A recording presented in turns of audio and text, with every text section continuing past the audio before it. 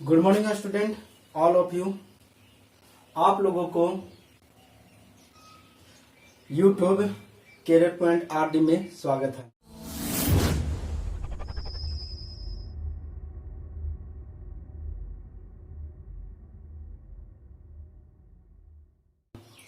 आज आप लोगों के समक्ष भारत का भूगोल के पाठ 4 लेकर आया हूं और ये भारत के भूगोल में आप लोग को बेसिक जानकारी दी जा रही है और यह बेसिक जानकारी का अंतिम वीडियो है।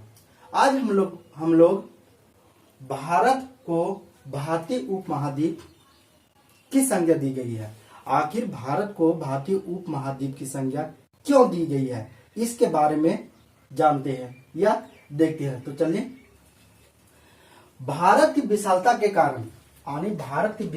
कारण भारत को भारतीय उपमहाद्वीप की संज्ञा दी गई है। अर्थात कोई भी देश जो तीनों ओर से जल से घिरा हो और एक ओर पर्वत हो तथा उसकी भौगोलिक स्थिति ये सभ्यता संस्कृति के कारण उसे उपमहाद्वीप की संज्ञा दी जाती है। जैसे भारत को भारतीय उपमहाद्वीप की संज्ञा दी गई है क्योंकि देखिए भारत का जो क्षेत्र है सो तीनों ओर से समुद्र से घिरा हुआ है। देखिए, पश्चिम में अरब सागर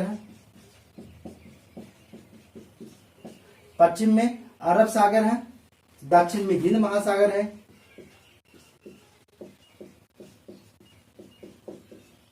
हिंद महासागर है, और पूर्व में बंगाल की खाड़ी है,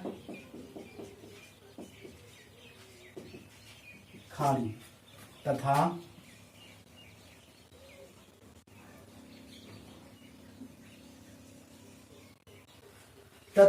उत्तर में हिमालय है पर्वत।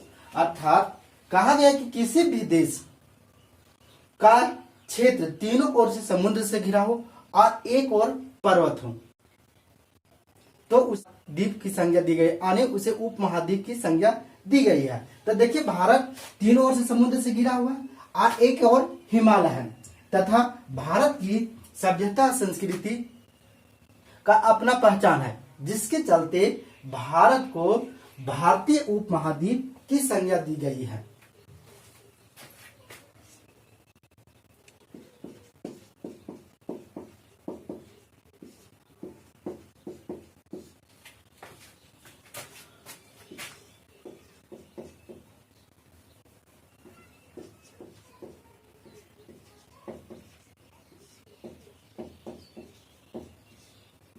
अब देखिए, भारतीय उपमहाद्वीप के अंतर्गत 5 देश आते हैं। कितने देश आते हैं? 5 देश। भारतीय उपमहाद्वीप के अंतर्गत कितने देश आते हैं? 5 देश। तो कौन कौन आते हैं? देखिए, यहाँ पाकिस्तान है,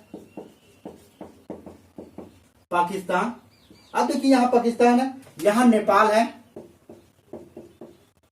यहाँ भूटान है, यहाँ बांग्लादेश है और ये भारत हुआ। अर्थात भारतीय उपमहाद्वीप के अंतर्गत कितने देश आते हैं? 5 देश आते हैं। कौन कौन देश आते हैं? तो देखिए, पाकिस्तान, नेपाल, भूटान, बांग्लादेश, भारत। और देखिए, ये हिमालय का जो फैलाव है, तो देखिए ये हिमालय ऐसे फैला हुआ, तो ये पाकिस्तान की तरफ भी इसी का भाग आया है, हिमालय का भी भाग, जिसे सुलेमान पर्वत कहते हैं। यानी जो पाकिस्तान में हिमालय का जो पार्ट आया है उसे क्या कहते हैं? सुलेमान पर्वत कहते हैं। और यही हिमालय का पार्ट अंडमान निकोबार, यानी अंडमान निकोबार द्वीप समूह यहाँ है।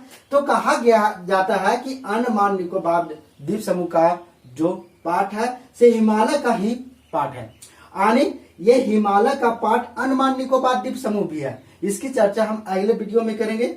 लेकिन यहाँ देखिए कि ये म्यांमार तरफ से हिमालय आया है, तो म्यांमार में हिमालय के पर्वत को आराकान ओमा कहा जाता है। क्या कहा जाता है? याराकान ओमा कहा जाता है। इस प्रकार भारत को हम भारतीय उपमहाद्वीप की संज्ञा दी गई है। अब आगे देखिए,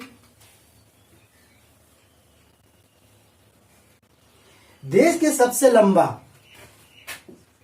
रेल, रोड, पुल, या इसी को बोला जाता है रेल, शब्द, सड़क, पुल। यानी देश के सबसे लंबा रेल, रोड, पुल, या इसी को बोला जाता है रेल, सड़क, पुल। बोगी बिल ब्रिज, यानी ये जो रेल, सड़क, पुल है जिसका नाम क्या है, बोगी बिल ब्रिज। और यह पुल कहाँ स्थित है, डिब्रूगढ़। ये कहाँ है, असम में है। डिब्रूगढ़ से लेकर धामेजी, ये कहाँ, अरुणाचल प्रदेश में, अरुणाचल प्रदेश में है। तब डिब्रूगढ़ से लेकर धामेजी के बीच ब्रह्मपुत्र नदी पर स्थित है। यानी ये बोगी बिल ब्रिज जो पुल है सो किस पर बनाया गया है, ब्रह्मपुत्र नदी पर। ब्रह्मपुत्र नदी पर इस को बनाया गया। इसकी लंबाई, यानी इस पुल की लंबाई 4.94 किलोमीटर है। अब देखिए यहां पर एक रेल चलाई गई है, उस रेल का नाम है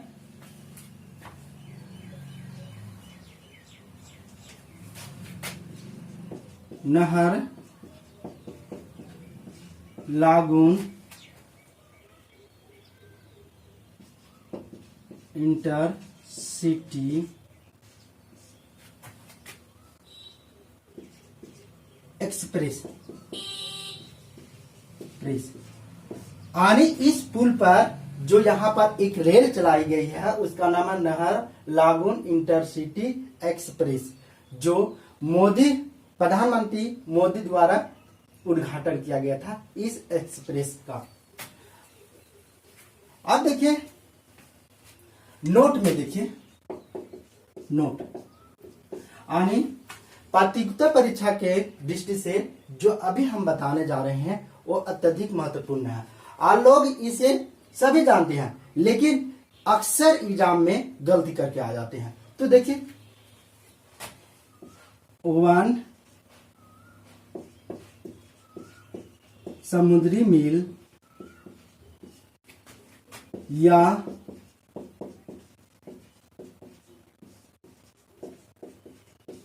यानी 1 समुद्री मील बोलिए या नॉटिकल मील, इसी का नाम है, बराबर कितना होता है, 1.8 किलोमीटर होता है। यानी इतना होता है 1 समुद्री मील या नॉटिकल मील बराबर कितना होता है, 1.8 किलोमीटर होता है। अब देखिए भारत की कुल जनसंख्या 2011 के अनुसार 121 करोड़ है। कितना है, 121 करोड़ 2011 के अनुसार। यानी भारत की कुल जनसंख्या 2011 के अनुसार 121 करोड़ है। भारत के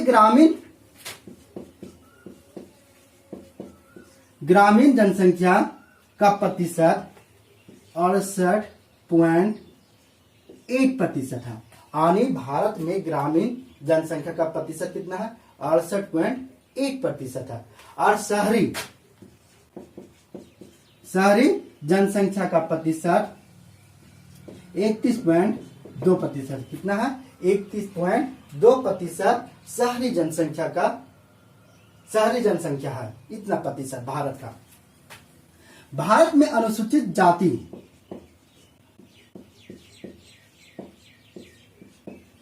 यानी एसी की जनसंख्या का प्रतिशत 16% है। यानी एसी है सो भारत में कितने प्रतिशत है, 16% इसका जनसंख्या है। अब अनुसूचित जनजाति यानी एसटी, भारत में अनुसूचित जनजाति की जनसंख्या का प्रतिशत 8.6% है। कितना है, 8.6% है। भारत में लिंगा अनुपात, वर्तमान समय में भारत में लिंगा अनुपात कितना है?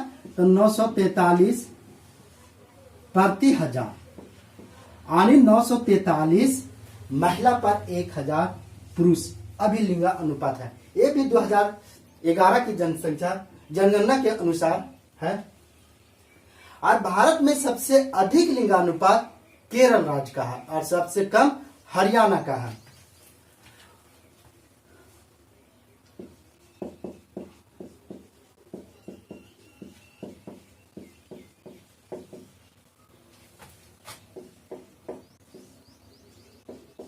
देखिए, भारत में कुल साक्षरता दर कितना प्रतिशत है? 73%, यानी 73% भारत में कुल साक्षरता दर है। और ये पुरुष साक्षरता दर है आपको 80.9%। कितना है? 80.9% अभी भारत में पुरुष साक्षरता दर है। और महिला साक्षरता दर आपका है 64.6%। भारत में महिला साक्षरता दर कितना प्रतिशत है? अभी वर्तमान समय में 64.6% है।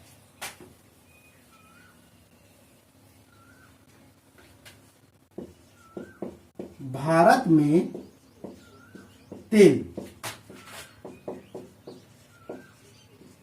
तेल शोधक सलावों की संख्या 22 है, यानी भारत में अभी तेल शोधक सलावों की संख्या कितनी है? 22 है। भारत में राष्ट्रीय पशु बाघ, यानी भारत के राष्ट्रीय पशु का है बाघ है। देखिए, राष्ट्रीय पशु है, यानी भारत के राष्ट्रीय पशु बाघ है। और अगर बोले भारत के राष्ट्रीय विरासत पशु, तो देखिए भारत के राष्ट्रीय विरासत पशु कौन है? तो इसे हाथी है, यानी भारत के राष्ट्रीय पशु बाघ है और भारत के राष्ट्रीय विरासत पशु हाथी है।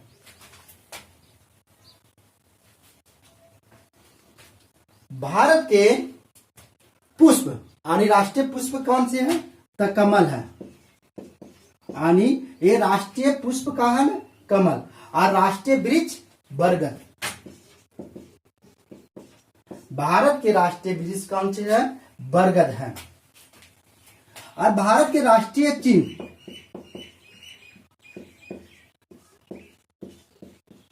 देखिए भारत के राष्ट्रीय चिन्ह कौन सा है? तो अशोक चक्र।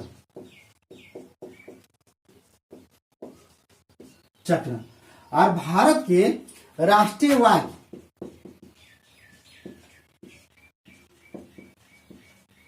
भारत के राष्ट्रीय वाद्य कौन सा है?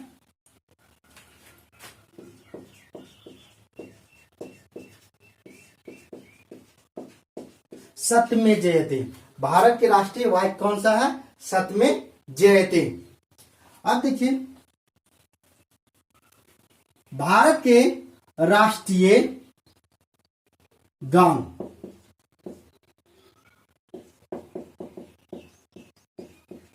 यानी भारत के राष्ट्रीय गान कौन सा है? तो जन गण मन। देखिए भारत के राष्ट्रीय गान कौन सा है? जन गण मन, जो रविंद्रनाथ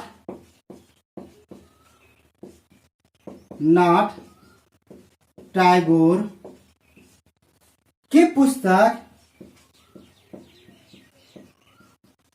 गीतांजलि से लिया गया था।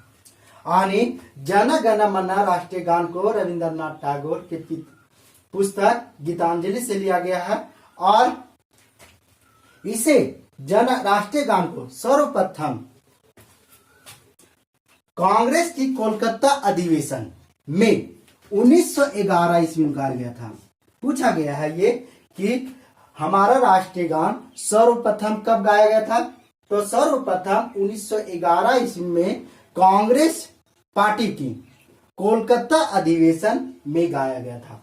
और ये कोलकाता अधिवेशन की अध्यक्षता किसके द्वारा किया गया था?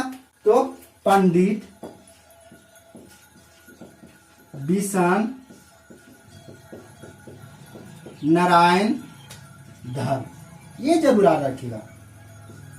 ये बार बार पूछा गया है कि 1911 ईस्वी में कांग्रेस अधिवेशन की अध्यक्षता किसके द्वारा किया गया था? उस समय अध्यक्ष कौन थे? तब पंडित बिशन नारायण धर। और ये कब राष्ट्रीय गान सर्वप्रथम कब गाया गया था? 1911 ईस्वी में। राष्ट्रीय गान किसके द्वारा लिखा गया था? तो रविंद्रनाथ टैगोर द्वारा। और यही पूछे कि रविंद्रनाथ टैगोर की किस पुस्तक से ये राष्ट्रीय गान को लिया गया था? गीतांजलि पुस्तक से। अब देखिए राष्ट्रीय गीत, ये वंदे मातरम।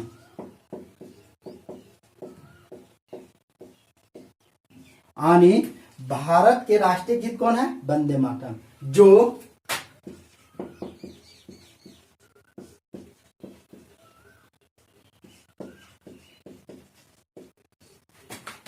जो बंकिम चंद्र चटर्जी के पुस्तक मठ, आनंद मठ से लिया गया है।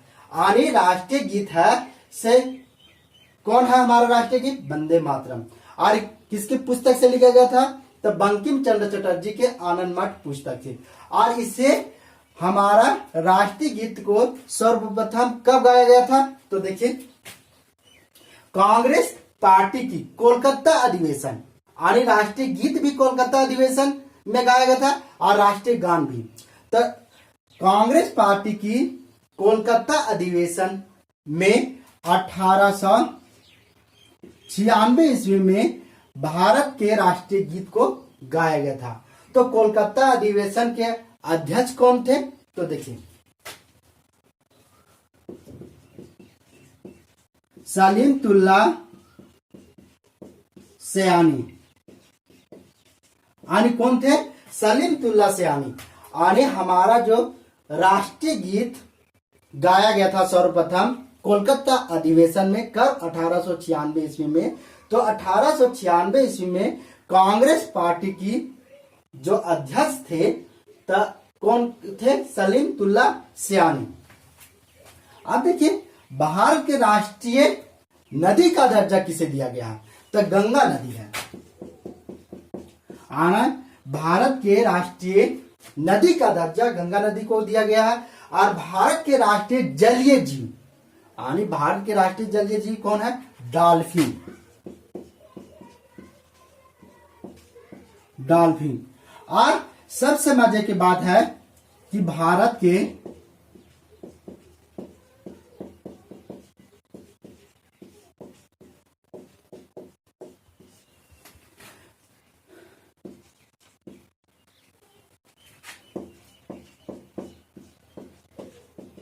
अब बताइए, ये आप ही लोग को बताना है कि भारत की राष्ट्रीय मिठाई क्या है।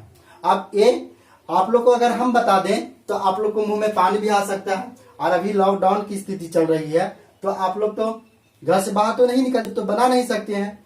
इसलिए आप लोग से ये क्वेश्चन है कि भारत की राष्ट्रीय मिठाई कौन है या क्या है, इसको आप कमेंट कीजिएगा। तो हम भारत का भूगोल की बेसिक जानकारी प्राप्त कर रहे थे और ये पूर्ण रूप से ये समाप्त हो गई है। हम इसके लिए 4 वीडियो बनाए हैं, आप सभी वीडियो को देखें। और फिर हम अगले बार यानी अगला